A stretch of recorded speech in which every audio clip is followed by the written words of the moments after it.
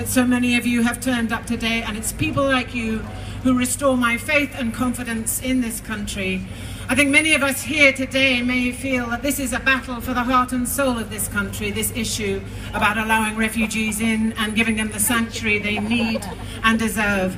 So thank you for the enormous efforts that many of you have made today to make it here.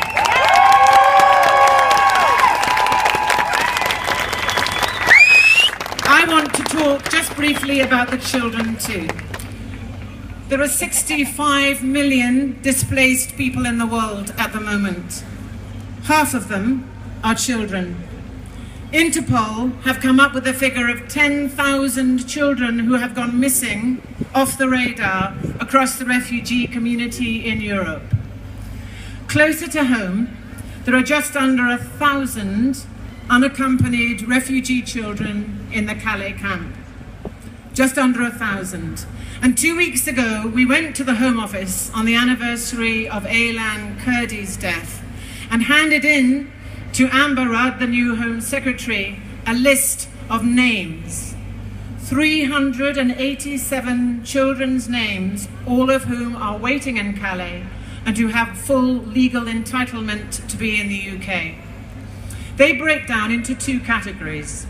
178 of those children are entitled under the Dublin Treaty to be reunited with families in this country. They have brothers, uncles, grandmothers, aunts, siblings in this country waiting for them. And under that Dublin Treaty, which is an EU law, they are legally entitled to be here, but they are still stuck.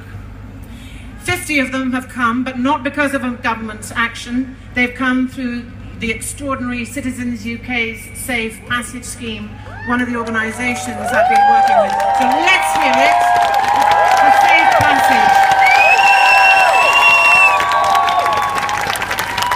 Who have, on their own, with their own resources, have brought 50 of those children over who have now been reunited with their families.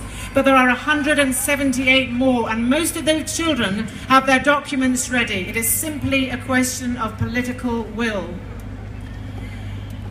209 other children are entitled to be here under Alf Dubs's amendment. As you know, earlier this year, Cameron's government passed an Immigration Act, and under that act, thanks to Alf Dubs's amendment, we made a commitment to bring up to 3,000 children over here identified as particularly vulnerable. It's a tiny number. And so far, not one of those children has arrived under that scheme. So Amber Rudd has on her desk 387 children's names, all of whom are waiting. I've been in Calais. About 6 weeks ago, I interviewed a group of young Afghani boys there, aged from 8 to 14. And honestly, I have never seen in a child's eyes despair. I've seen children unhappy, angry, sad. I've never seen despair in a child's eyes, and it's completely devastating. It's worse even than seeing their physical injuries. Many of those children are giving up hope. The conditions, as you know, are appalling. They are subject to all sorts of privations, all kinds of violence and abuse. We have to get those children into this country, and very soon, before that camp is closed.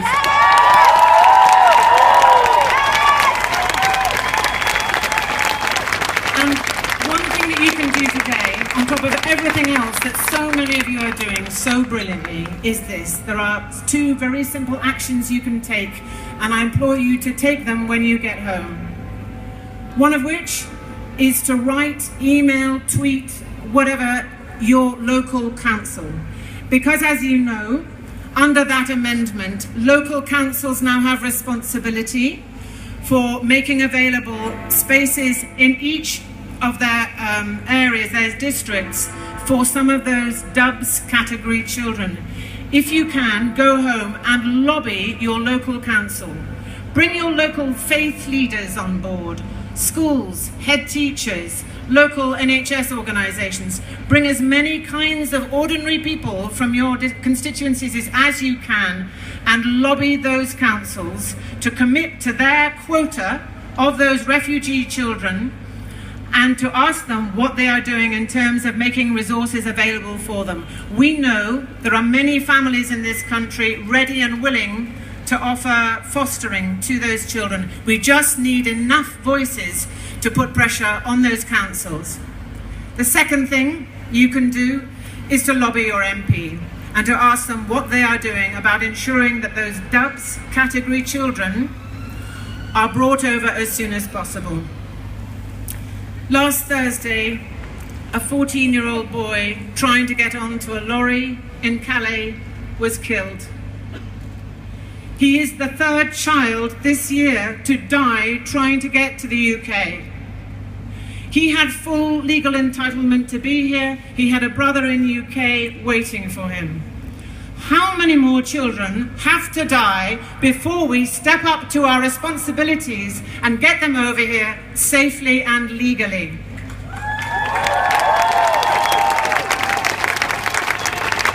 We have, as you know, a long, proud tradition in this country. We brought 10,000 children over under kinder transport during the Second World War. 10,000 Jewish refugee children, of which Lord Dubs was one.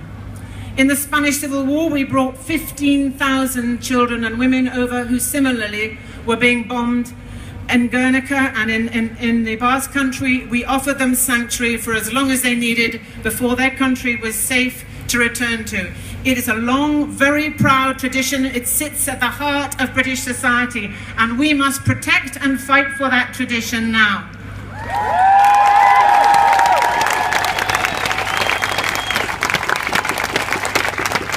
I know you will. And don't forget, and if you can, text or contact 10 friends, family members, work colleagues, whatever, to do the same. We could make a massive difference.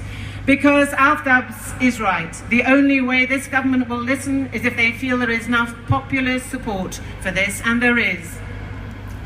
I just want to read you something, and then I'll get off.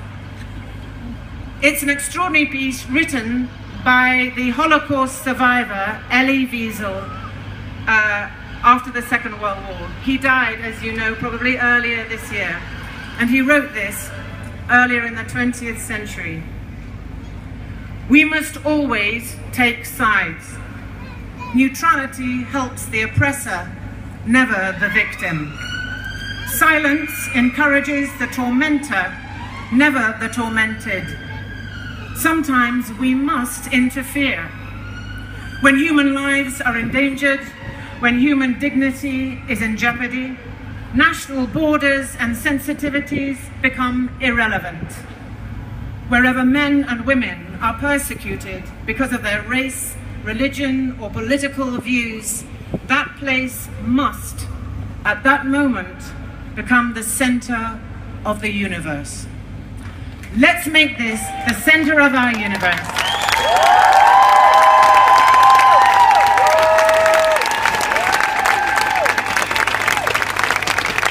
I'd like to introduce Douglas Booth, a very remarkable, very successful actor who's been doing extraordinary work in supporting this cause.